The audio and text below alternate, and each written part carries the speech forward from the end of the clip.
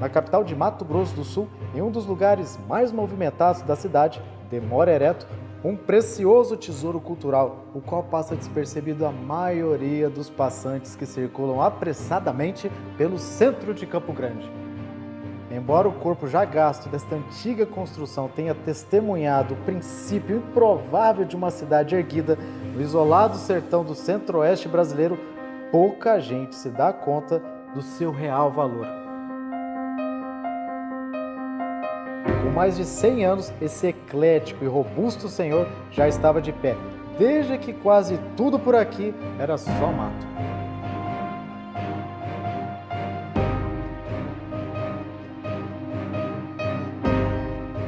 Eu sou o Felipe Silveira e hoje eu vou lhes revelar os segredos que este singular patrimônio oculta por trás de suas paredes.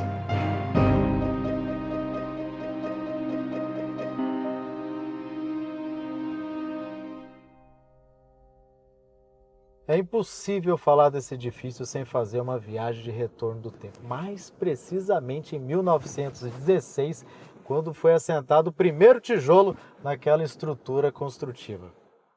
Campo Grande, nem configurava nos mapas. Fazia poucos anos que um mineiro chamado José Antônio Pereira, sem medir esforços para superar os obstáculos geográficos impostos pela viagem até o remoto oeste brasileiro, penetrava as terras do sul de Mato Grosso com a mesma gana de um bandeirante e erguia sua rústica moradia.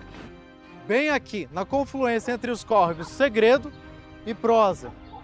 Na época, essa região era coberta por uma exuberante mata ao longo de todo Iguaçu, o Campo Grande.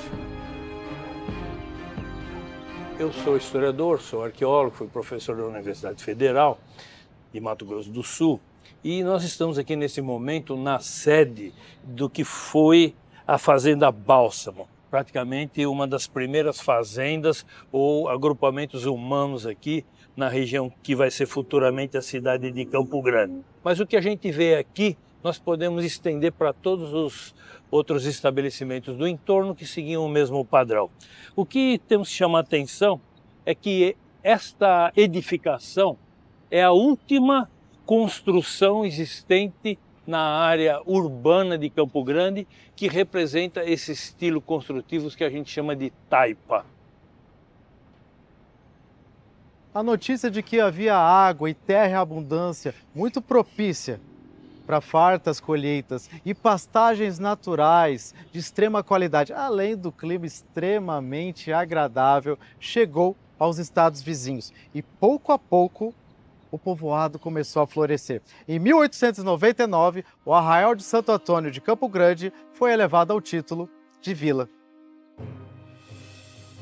Os novos moradores construíram suas casas bem próximas ao núcleo do povoado, ou seja, uma pequena igreja é erguida para homenagear Santo Antônio. E assim nascia uma das principais artérias da futura capital de Mato Grosso do Sul. E era nessa rua que ficava a primeira sede da Intendência Municipal e também as lojas onde eram comercializados os produtos industrializados e manufaturados que chegavam na vila através do Porto de Corumbá. Até que um dia, no decorrer do ano de 1907, a visita inusitada de ilustres forasteiros iria mudar o rumo dessa modesta povoação situada nas terras do sul de Mato Grosso. A partir de então, em poucos anos, a vila de Campo Grande deixaria de ser um lugar opaco no mapa para trilhar o seu destino rumo ao desenvolvimento econômico e demográfico.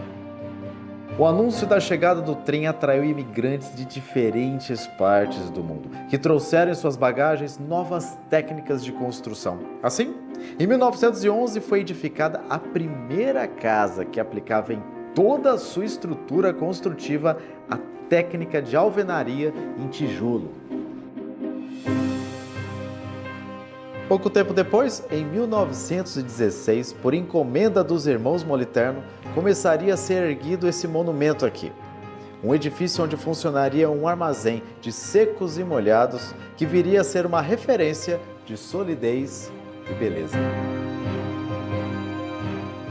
Ele tem características arquitetônicas importantes, características arquitetônicas construtivas e ornamentais sobre a influência da arquitetura eclética. Então, a arquitetura eclética ela é importante, que ela é uma das primeiras arquiteturas nossas aqui, que é da década de 20, né? Já chegando aqui em Campo Grande muito tardia em relação à arquitetura do Brasil, é a nossa arquitetura importante, né? E o Oswaldo Cruz ele representa muito isso. É um dos exemplares que se mantém praticamente todo íntegro nos seus elementos, nos seus ornamentos, na sua construção e já conectado com a rua 26 de agosto, a primeira rua. Podemos destacar também, em frente a ele já existia a primeira feira livre de Campo Grande, né, onde hoje é o Mercadão. Essa feira era uma feira de comercialização de produtos, carnes, verduras, né, que se prolongou aí até década de 50 e quando foi edificado o Mercadão Municipal. Em 1919, quando o edifício já estava concluído, as viagens do trem conectando o sul do Mato Grosso ao estado de São Paulo aconteciam a todo vapor e o desejo de estar próximo à estação de Campo Grande atraiu muitos fazendeiros da região. A chegada desses novos moradores, com expressivos recursos e de muitos outros imigrantes que desembarcavam cheios de esperanças na promissora localidade no sul de Mato Grosso, fez com que a nascente cidade progredisse economicamente. E este belo monumento com mais de 100 anos é um dos poucos patrimônios que restaram de uma gloriosa época do início do progresso da capital de Mato Grosso do Sul.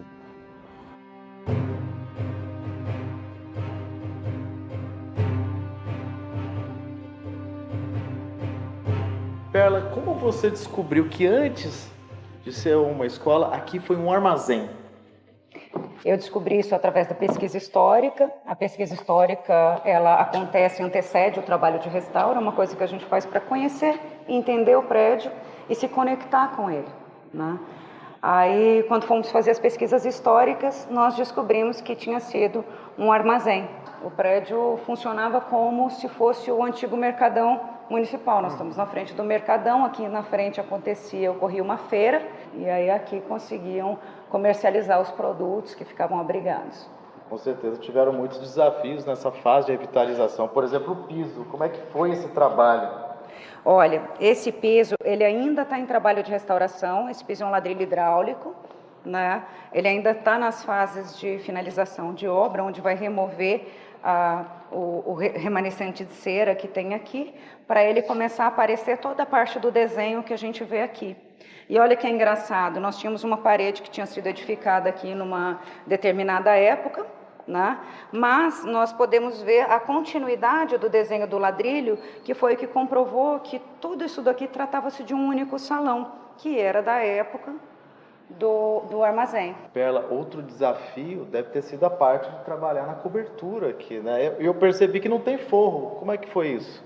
Não, o forro já não tinha, ele já não existia quando a gente chegou no prédio, ele já tinha sido todo consumido por cupim. Todas essas madeiras de cobertura, na sua grande maioria, 95%, são as madeiras que nós encontramos aqui, não foi praticamente mexido nada. Originais? Originais. Vamos ver a parte de baixo?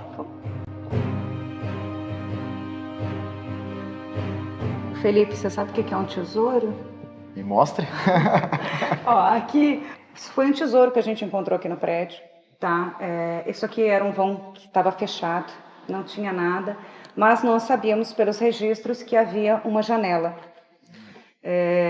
E aí nós fomos removendo. Quando nós fomos removendo, nós vimos que era uma porta e encontramos toda essa balaústrada aqui, que fazia o cercadinho para ninguém cair lá para baixo naquela época. Então, Felipe, essa daqui, que é a recepção, o hall principal, é uma das partes mais chocantes do prédio para qualquer pessoa que entre e veja o que era o Oswaldo Cruz antes e o que é o Oswaldo Cruz agora, né? E o mais legal é que nós preservamos o máximo que nós podíamos, a parte de estrutura de cobertura, os tijolos na parede, nós removemos a parte de reboco para deixar os tijolos aparentes, esses são os tijolos originais. Nós podemos ver aqui fechamento dos vãos, onde eram portas, nós fechamos e deixamos também isso visível para que todo mundo possa compreender a história, o que tem por trás das alvenarias do prédio, está tudo escrito, o piso, né? Que é o piso original ainda do prédio. Original. É original ainda. Perla, e as portas, elas são também originais? As portas são todas originais. E o que foi mais difícil nesse prédio foi conciliar alguns projetos complementares para que nós pudéssemos dar uso ao prédio, né? Porque não é possível você usar o prédio hoje bem sem você ter uma infraestrutura, sem você ter acessibilidade, sem você ter segurança, incêndio e pânico, segurança contra incêndio e pânico. E se você não tem o prédio acessível, você não dá o uso que você quiser a ele. E esse é o maior desafio, porque você juntar o restauro, o que você não pode mexer, né, com algo que você tem que fazer para os dois andarem juntos e o prédio ter o uso. No final da década de 1910, o apito do trem despertava a animadora sensação de estar conectado com o mundo. E apesar das ruas de terra batida, a cidade já apresentava sinais de modernidade construtiva. E esse prédio aqui era um dos grandes símbolos desse progresso. Mas Campo Grande estava atravessando alguns problemas. Essa pequena cidade em expansão no oeste estava ganhando fama pelos seus sanguinolentos e impunes crimes. Segurança, em verdade, não existia segurança nenhuma, né? Até mais ou menos a década de 30, 40, por aí, Campo Grande era uma terra de ninguém, era a lei do mais forte. Quem conseguia a arma mais pesada de munição, a garantia era essa, não tinha, realmente era muito fraca a segurança de Campo Grande. Além da precária segurança pública, a ignorância também era um mal a ser combatido. Campo Grande já possuía lojas, bares, hotéis, restaurantes e até cinemas, mas faltavam escolas para atender toda a demanda pelo ensino secundário. Em 1920, o prédio do armazém é comprado por Henrique Corrêa, que o adaptou para ser uma instituição de ensino. Nascia assim, em 1927, o Internato Oswaldo Cruz.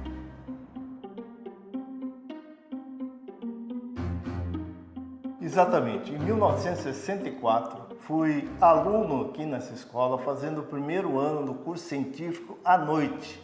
E também, como eu não tinha condições financeiras, eu recebi uma bolsa para poder trabalhar na biblioteca. Por questão de mudança de trabalho, eu tive que me transferir para a Escola Estadual Campo Grandense.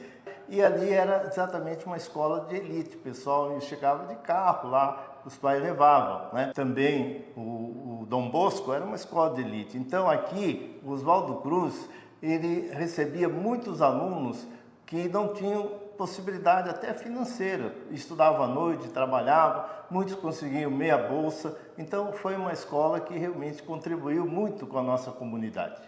Entre a década de 1930 e 1950, o ginásio Oswaldo Cruz tornou-se uma das mais importantes instituições de ensino secundário da cidade, dando a oportunidade a jovens que não pertenciam a uma elite econômica e intelectual de cursar o ginásio. Tinha 7 anos de idade e era um menino rico, muito mimado.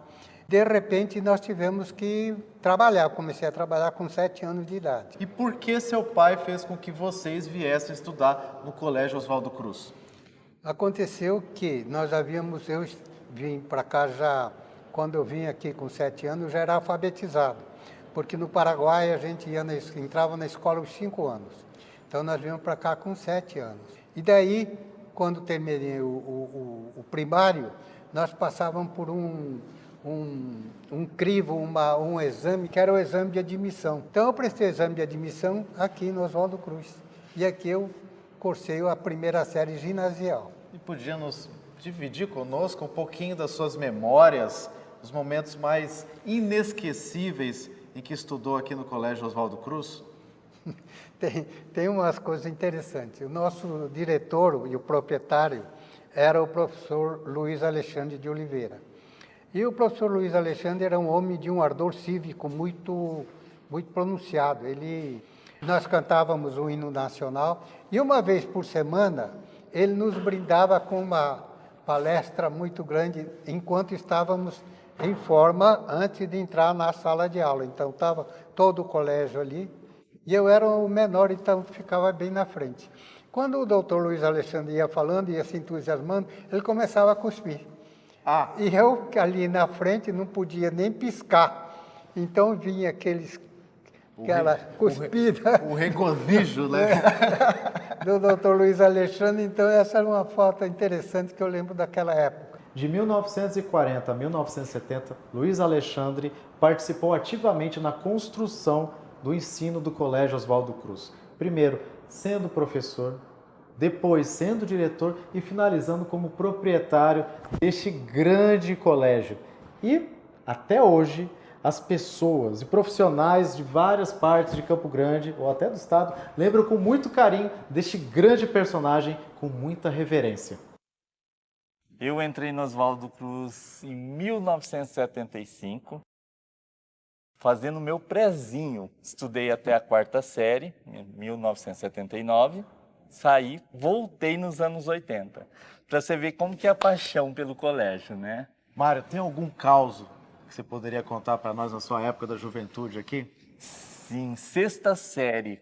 Nós chegamos atrasados, eu e mais 3 colegas de sala de aula, e era dia do hino nacional.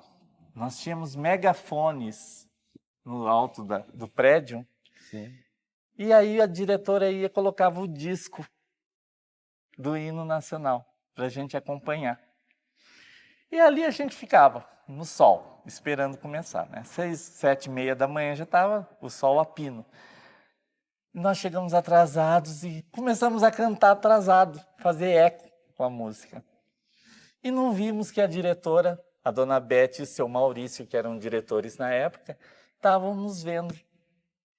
Quando acabou o hino, a dona Beth só pegou o microfone e falou: aqueles 4 alunos lá atrás, por favor, fiquem na frente da bandeira, vocês vão cantar o hino nacional sozinhos. Todas as filas foram para as salas de aula, e ficou nós 4 na frente do mastro cantando o hino nacional até a hora do recreio. Devido às dívidas contraídas, a escola fecha suas portas na década de 90. E a ação implacável do tempo e do abandono agem sobre esse senhor quase centenário, deixando bastante arruinado.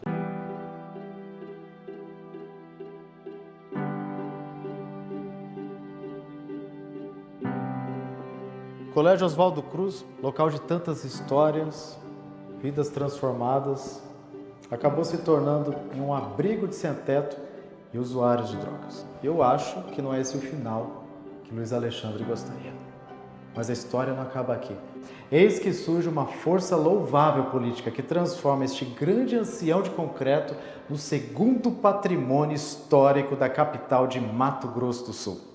Como vereador em Campo Grande, nós iniciamos um processo de levantamento dos principais prédios que guardavam a história e a cultura do Mato Grosso do Sul, especialmente aqui de Campo Grande. E sem dúvida nenhuma que a estação ferroviária, a Vila dos Ferroviários, né, e o trilho, e que isso que fazia todo o contorno da cidade, tinha nesse caminho aquilo que construiu o pensamento do Mato Grosso do Sul. Ou seja, a intelectualidade, o processo de ingressar o estado de Mato Grosso e Mato Grosso do Sul num processo de entendimento do seu papel. E o Colégio Oswaldo Cruz guarda toda essa memória. Aqui que se constituíram os primeiros passos para se consolidar o pensamento a respeito do que era o nosso estado, da nossa biodiversidade, do nosso papel no Brasil. Nós somos o coração do Brasil.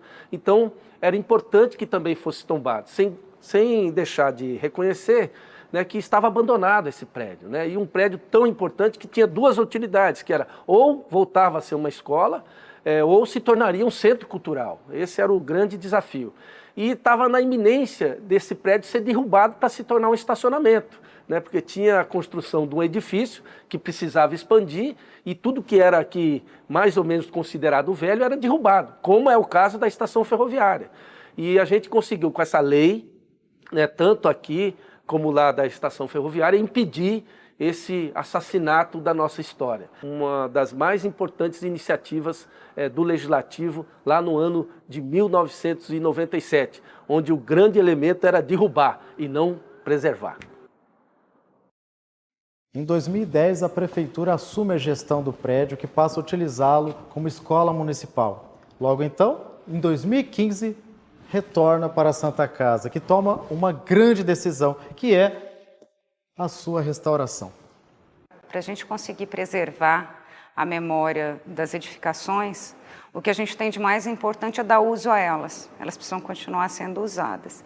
A gente não consegue preservar se não estiver ocupando. A gente não consegue gostar se a gente não estiver ocupando. Você não preserva o que você não dá valor. Então, o uso desse prédio, quando você coloca pessoas para estudar num prédio desse, você faz com que todo mundo olhe aquilo com outro olhar. Professor, o senhor poderia nos dizer quais são os planos para o futuro do Colégio Oswaldo Cruz? Aqui nós vamos implantar os cursos formais na área de saúde, cursos técnicos e também cursos superiores na área de saúde. Aqui, por exemplo, nós temos um espaço onde será implantado um centro de simulação realística, várias salas onde os alunos irão estar interagindo com os simuladores, né? E vai, assim, substituir o uso de um antiquado sistema por um totalmente moderno. O método era o aprendizado feito através dos cadáveres, né? Em laboratórios que hoje em dia não se aplica mais. Na entrada, no saguão, nós teremos uma integração daquele saguão principal, né, com o espaço do auditório e da biblioteca. Esse espaço ele vai ser aberto à comunidade. Então, a escola tem esse grande diferencial que vai ser trazer a comunidade para dentro da escola, né, participando de atividades, digamos assim, extracurriculares, porém, que fazem parte. E assim a gente estará contribuindo para o desenvolvimento da cultura social, da cidade, cultural, do Estado. Exatamente. Nós estaremos trabalhando com 2 focos fundamentais. O primeiro foco é o social. O segundo foco é a qualidade. Temos condições de ter o melhor campo de estágio de Mato Grosso do Sul, que é a Santa Casa.